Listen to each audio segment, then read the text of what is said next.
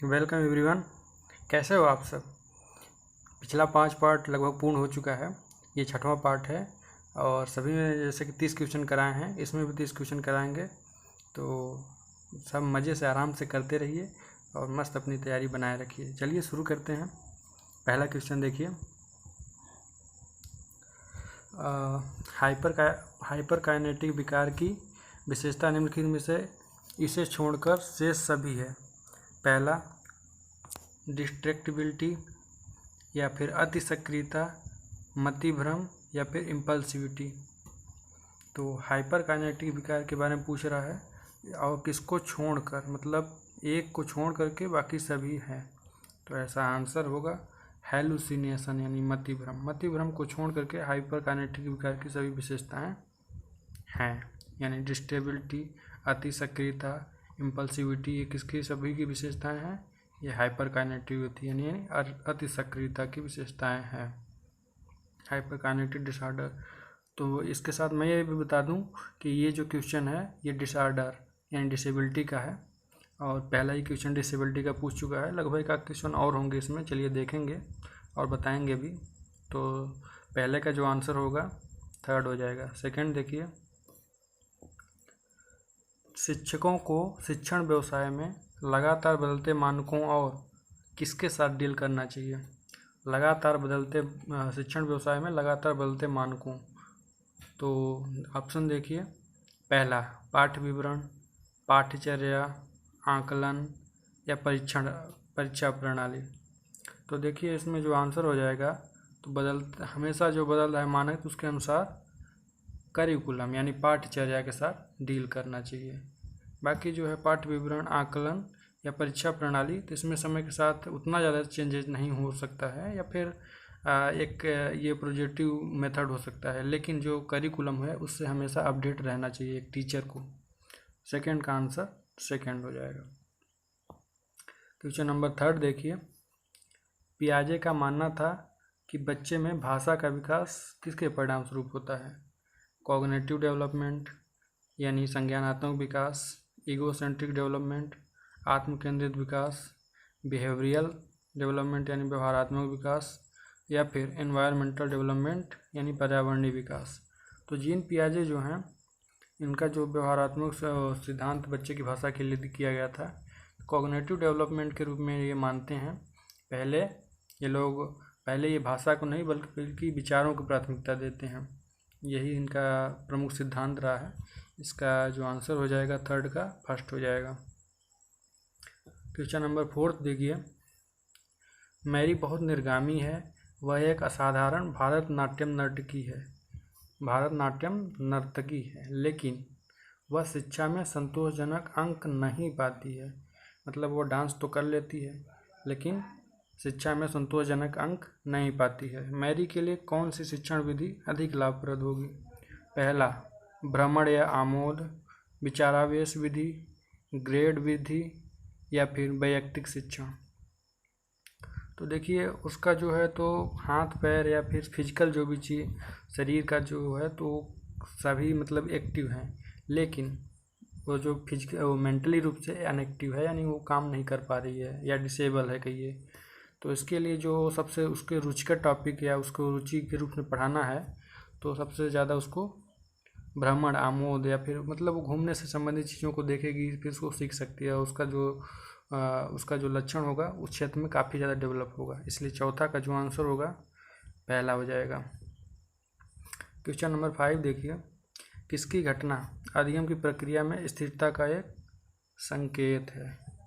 Motivation, प्लेटू यानी स्थिरांक, या फिर प्रोग्रेशन, या कर्व। तो स्थिरता का एक संकेत पूछ रहा है। स्थिरता के लिए प्लेट यानी स्थिरांक, इसलिए 5वां का आंसर हो जाएगा सेकंड।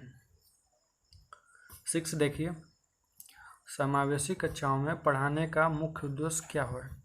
समावेशी यानी इंक्लूसिव एजुकेशन में पढ़ाने का प्रमुख उद्देश्य क्या है। छात्रों को नौकरी के लिए तैयार करना, बिल्कुल गलत। नौकरी के लिए तैयार करने के लिए तो शिक्षा पद्धति है ही नहीं। छात्रों को परीक्षा पास करने के लिए तैयार करना, या फिर छात्रों की चिंतन शक्ति का विकास करना, या छात्रों को नोट्स प्रदान करना। तो देखने से ही लग रहा है कि ये सब नहीं होंगे। सब बकवास हैं। छात्रों में चिंतन शक्ति अगर विकसित हो जाती है तो वो सारी चीज़ें कर सकती है। वह नौकरी भी कर सकता है, वह परीक्षा भी पास कर सकता है और वह नोट्स भी बना सकता है। इसलिए 6 का जो आंसर है वो हो जाएगा 3rd। 7th का आंसर देखिए। 7th, विकास में वे परिवर्तन सम्मिलित नहीं होते जो निम्न के कारण होते हैं: बीमारी के कारण, अधिगम के कारण, या परिपक्वता और या बुढ़ापा। तो जो बीमारी के कारण परिवर्तन होते हैं वो विकास में सम्मिलित नहीं किए जाते हैं, क्योंकि बीमारी की वजह से शरीर नेगेटिव जो होता है, उसका ग्रोथ जो होता है थोड़ा बहुत प्रभावित होता है। इस वजह से उसको परिवर्तन में या मैच्योरिटी में सम्मिलित नहीं किया जाता है। क्वेश्चन नंबर 8 देखिए। स्वायत्तता बनाम शर्म और संदेह यानी autonomy versus shame and doubt दिया किसने था? एरिक एरिक्सन की 8 स्टेज की डेवलपमेंट थी, जिन्होंने 8 स्टेप दिया था। उसका एक प्रकार है, पहला देखिए, प्रारंभिक सहायक, परिवार, माता पिता, शिक्षक और साथी। तो स्वायत्तता बनाम संदेह जो पहला ही स्टेप था, इसमें माता पिता की प्रमुख भूमिका होती है, इसलिए इसका आंसर 8वां का जो हो जाएगा 3rd। क्वेश्चन नंबर 9 देखिए।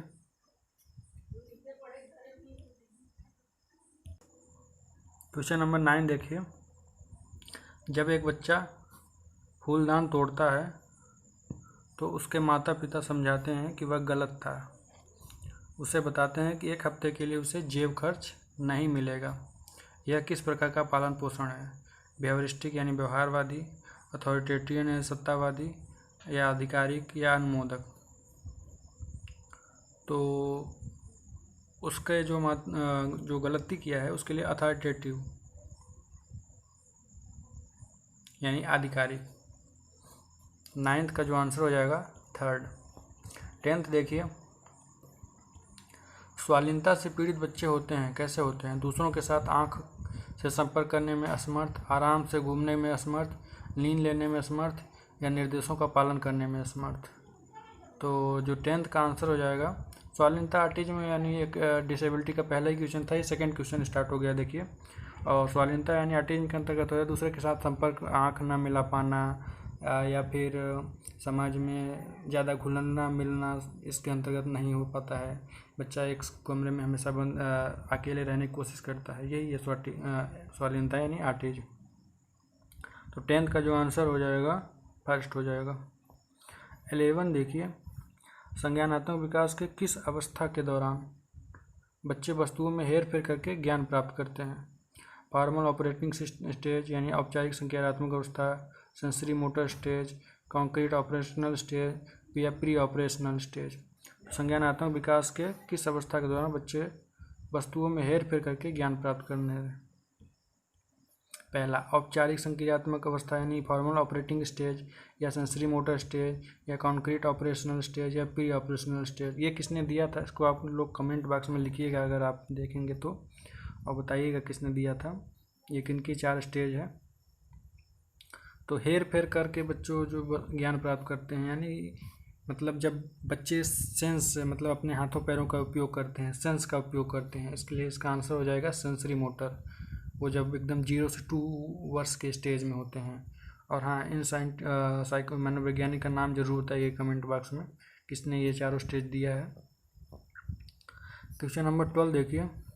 क्लासिकल गेस्टाल्ट सिद्धांत किसके द्वारा प्रस्तुत किया गया था? क्लासिकल गेस्टाल्ट सिद्धांत जो थे 3 मनोवैज्ञानिक थे, कोहलर, कोप्फा, ऐसा ही उनका कुछ नाम है, और एक थे वर्दीमीर।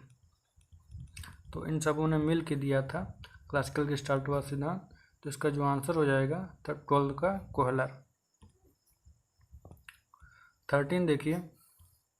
विविधता के प्रभाव को कम करने का एक तरीका बच्चों की निम्न की अनुमति देना है: एक दूसरे पर जीत हासिल करने की, अलग अलग समूहों में काम करने की, अपने स्वयं के छोटे समुदायों को शुरू करने की, या फिर एक दूसरे के साथ मेल जोल बढ़ाने की। तो विविधता के प्रभाव को कम करने का एक तरीका क्या हो सकता है?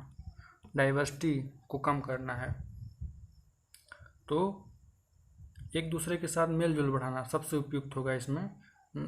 क्योंकि डाइवर्सिटी है, विविधता है, विभिन्न प्रकार के लैंग्वेज हो सकता है, विभिन्न प्रकार के कल्चर से जो बच्चे होते हैं उनके साथ मेल जोल बढ़ा करके ही विविधता को एक रूप से कम किया जा सकता है, यानी सभी लोग समान रूप से सम्मिलित किया जाता है, इंक्लूसिव एजुकेशन जिसका प्रमुखता दी जाती है। 13 का जो आंसर हो जाएगा 4 हो जाएगा। 14 देखिए, इवान पावलोव के क्लासिकल कंडीशनिंग के विचार के अनुसार एक उत्तेजना के लिए एक विशेष प्राकृतिक प्रतिक्रिया दूसरे संबंध उत्तेजना के लिए एक सशर्त प्रतिक्रिया बन जाती है, यानी एक कंडीशन के लिए दूसरा कंडीशन सशर्त हो जाता है। निम्नलिखित में से कौन सा उदाहरण इस सिद्धांत को संतुष्ट करता है?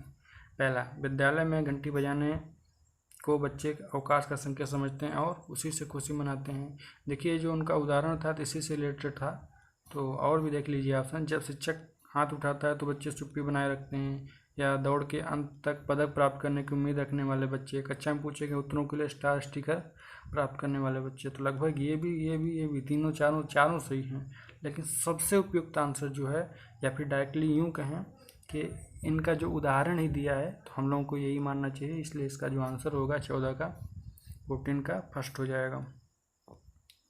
15 देखिए, संज्ञानात्मकवाद के अनुसार अधिगम को शिक्षार्थी के किस रूप में बदलाव के रूप में परिभाषित किया गया है? डॉट डॉट में बदलाव के रूप में परिभाषित किया गया है। अधिगम को शिक्षार्थी के व्यवहार या फिर मंतव्य यानी स्कीमाटा, या माइंडसेट यानी मानसिकता, या मोरल नैतिकता। तो अधिगम के शिक्षार्थी के स्कीमाटा यानी मंतव्य के रूप में बदलाव को परिभाषित किया गया है। उसका मंतव्य यानी उसकी मानसिक धारणाएं ही बदल जाती है अधिगम के संज्ञानात्मक के अनुसार। तो यही होगा 15 का जो आंसर हो जाएगा सेकेंड। 16 देखिए, बिंघम के अनुसार अवयव परीक्षण से क्या पता चलता है? बिंघम एक साइकोलॉजिकल मनोवैज्ञानिक थे। तो इनके अनुसार जो अवयव परीक्षण से क्या इन्होंने दिया था?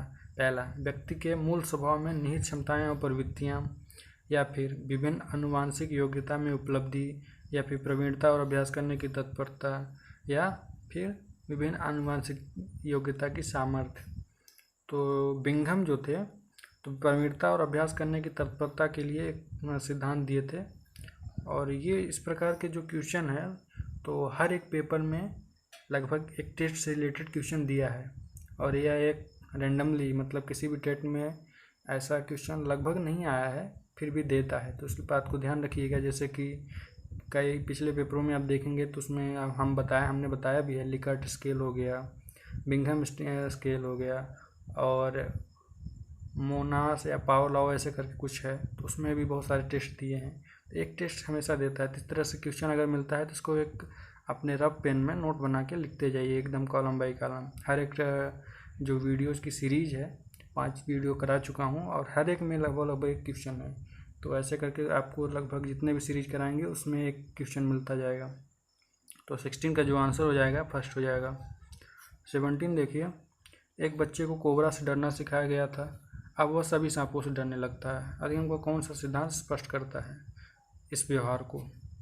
रेनफोर्समेंट यानी पुनर्बलन, स्पॉन्टेनियस रिकवरी यानी स्वतः पुनरावर्तन, या फिर स्टिमुलस जनरलाइजेशन है उद्दीपक सामान्यीकरण, या स्टिमुलस डिस्क्रिमिनेशन है उद्दीपक विभेदीकरण।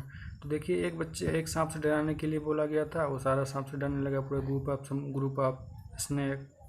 तो इसके लिए उद्दीपक सामान्यीकरण जो उसके अंतर्गत मानसिक भावनाएं हैं, तो एक सांप के बजाय सारे सांपों से ही डरने की हो गई हैं। तो उसका जो आंसर हो जाएगा 17 का थर्ड हो जाएगा। 18 देखिए, व्यक्तित्व आकलन के लिए कार्ल जुंग जो भी है, इंग्लिश देख लीजिएगा, का दृष्टिकोण क्या है? जजिंग यानी निर्णयी, या फिर प्रिसेप्शन संवेदना, या फिर स्ट्रक्चर्ड यानी संरचित, या फिर प्रोजेक्टिव यानी प्रक्षेपित। तो कार्ल जुंग को प्रोजेक्टिव के लिए जाना जाता है। ठीक है, 18 का 4 हो जाएगा। 19 देखिए, जैविक रूप से निर्धारित व्यवहार के जन्मजात पैटर्नों को दर्शाने के लिए निम्नलिखित में से किस शब्द का उपयोग किया जाता है जैविक रूप से? पहला, एराउजल यानी उत्तेजन, ड्राइव्स यानी अंतर्नाद, इंस्टिक्ट्स यानी मूल प्रवृत्तियाँ, या फिर इंसेंटिव्स यानी प्रलोभन देना। तो जैविक रूप से जो उसका होगा तो मूल प्रवृत्तियाँ, क्योंकि यह शुरुआत में ही इसका निर्धारण करता है। तो मूल प्रवृत्ति 0 लेवल। 19 का जो आंसर हो जाएगा 3rd हो जाएगा। 20 देखिए, निम्नलिखित में से कौन सा स्मृति की प्रक्रिया का हिस्सा ही नहीं है। स्मृति की जो भी स्टेप हैं इसमें दिया गया है। पहला, जानकारी संग्रहित करना। सेकंड, जानकारी का संकेतीकरण करना। थर्ड, सूचना पर कार्य करना या फिर जानकारी प्राप्त करना। तो स्मृति की प्रक्रिया का हिस्सा संग्रहित करना भी है, संकेत भी करना है अगर उस मेमोरी में है तो, और जानकारी प्राप्त करना। सूचना पर कार्य करना या सूचना पर कार्य करना या शरीर के अन्य पार्ट का होता है, माइंड को छोड़ करके, जैसे कि आपका हाथ, पैर, जो भी है, आँख, कान, नाक, तो ये करते हैं। तो 20 का जो आंसर हो जाएगा 3rd हो जाएगा, सूचना पर कार्य करना। 21 देखिए, संज्ञानात्मक विकास की कौन सी उप अवस्था स्पष्ट होती है जब एक बच्चा अपनी पसंदीदा नर्सरी कविता देखने के लिए आईपैड प्ले बटन दबाना सीखता है। यानी कोई बच्चा है और आईपैड पर प्ले बटन दबाना सीखता है। आप भी प्ले बटन दबाइएगा जरूर इस वीडियो को देखने के बाद, सब्सक्राइब का बटन, और इस वीडियो को, इस चैनल को और ज़्यादा प्रमोट करिए और ज़्यादा जुड़े रहिए, और जितने भी आपको नोटिफिकेशन होंगे प्राप्त होंगे। तो ये भी पूछ रहा है, देखिए इसका विकल्प देख लीजिए। माध्यमिक योजनाओं का समन्वय करना है, प्राथमिक वृत्ताकार प्रतिक्रियाएं, माध्यमिक वृत्ताकार प्रतिक्रियाएं या तृतीयक वृत्ताकार प्रतिक्रियाएं। तो जब वो बच्चा छोटा होता है और प्ले बटन जो दबाना सीखता है तो माध्यमिक योजना का समन्वय यानी कोऑर्डिनेशन ऑफ सेकेंडरी स्कीम्स के अंतर्गत आता है। 21 का जो आंसर हो जाएगा 1st हो जाएगा। 22 देखिए, किस आयु का बच्चा सबसे ज़्यादा प्रभावशाली होता है, सबसे ज़्यादा इफेक्टिव, कौन सा ऐसा एज है? 14 to 18 या फिर 2 से 8, 9 से 12, 6 से 14 साल। तो सबसे ज़्यादा जो प्रभावी बच्चा होता है 6 से 14 साल विकास का जो स्टेज है, तो सबसे ज़्यादा प्रभावी माना गया है। तो 22 का 4th हो जाएगा। 23rd देखिए, 23 नंबर, CCE आरंभ किया जाता है एक वर्ष में 4 बार, एक वर्ष में एक बार, समय समय पर यानी टाइम पर, या फिर एक वर्ष में 2 बार। तो CCE यानी सतत मूल्यांकन, जिसका हिंदी में फुल फॉर्म होगा सतत मूल्यांकन। तो ये वर्ष में एक बार होता है सतत मूल्यांकन। 24 देखिए, कक्षा में प्रश्न करना क्या है? निष्क्रियता विकसित करना। कभी निष्क्रियता विकसित हो ही नहीं सकता। एक तरह से यह चाइल्ड सेंटर लर्निंग हो जाएगा। विषय वस्तु को स्पष्ट करता है, अनुशासनहीनता पैदा करता है, गलत है। समय की बर्बादी, ये भी गलत है, यानी विषय वस्तु को स्पष्ट करता है, यानी 24 का क्या हो जाएगा? 2nd। 25 देखिए, असंतुष्ट होने पर मजबूत होने वाली आवश्यकताएं। जब कोई व्यक्ति किसी भी चीज़ से असंतुष्ट होता है तो उस समय जो उसकी आवश्यकताएं मजबूत होती हैं, मजबूत होने वाली आवश्यकताएं क्या कहलाती हैं? डेफिशिएंसी नीड्स यानी कमी ज़रूरतें, प्राइमरी नीड्स यानी प्राथमिक ज़रूरतें, ग्रोथ नीड्स यानी वृद्धि ज़रूरतें, या बिंग्स नीड्स यानी आवश्यक ज़रूरतें। तो जब किसी भी चीज़ का असंतुष्ट होता है यानी उस चीज़ को नहीं प्राप्त कर पाता है, यानी उसको उस चीज़ की कमी होती है, इसलिए इसको क्या होगा? डिफिशियंसी नीड्स यानी कमी ज़रूरतें। 25 का 1st हो जाएगा। 26 देखिए, प्रेक्षणीय अधिगम का सिद्धांत किसने प्रस्तुत किया था? Ivan Pavlov, BF Skinner, Aaron Beck या बंडूरा? तो ऑब्जर्वेशनल लर्निंग को बंडूरा ने प्रेषित किया था।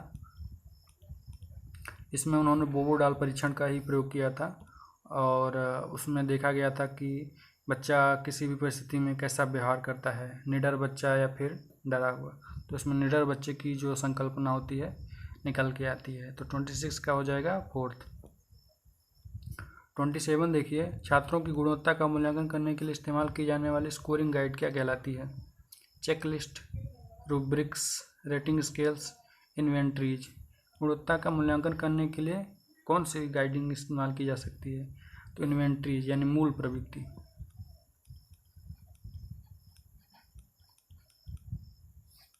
इसका जो 27 का आंसर हो जाएगा 4th हो जाएगा। 28 देखिए, सुखद और अप्रिय दोनों भावनाएं किससे जुड़ी होती हैं? डबल अप्रोच, अवॉइडेंस कॉन्फ्लिक्ट यानी दिव्य दृष्टि परिहार संघर्ष। इसका हिंदी देखिए कितना खतरनाक है। Avoidance conflict, approach conflict, approach avoidance conflict. तो सुखद है, फिर अप्रिय है, यानी पहले तो अप्रोच है यानी उस तक पहुंचा जा रहा है सुखद सुख की ओर, फिर अप्रिय यानी गलत चीज़ों को अवॉइड किया जा रहा है, परिहार किया जा रहा है। तो जो उसका आंसर हो जाएगा दृष्टिकोण परिहार संघर्ष। 29 देखिए, प्रामाणिक आकलन आकलन का एक रूप है जिसमें छात्रों को वास्तविक दुनिया के कार्य को करने के लिए कहा जाता है जो आवश्यक ज्ञान और कौशल के सार्थक अनुप्रयोग को प्रदर्शित करते हैं, या फिर छात्रों के परिणामों की तुलना के लिए काल्पनिक औसत छात्र से की जाती है, या फिर थर्ड देखिए, छात्र के प्रदर्शन को पूर्व निर्धारित मानदंडों या सीखने के मानकों के एक निश्चित सेट के विपरीत मापा जाता है, या फिर फोर्थ देखिए, शिक्षक छात्रों की व्यक्तिगत शक्तियों, कमजोरियों, ज्ञान और शिक्षा को कौशल से पहले निर्धारित करता है।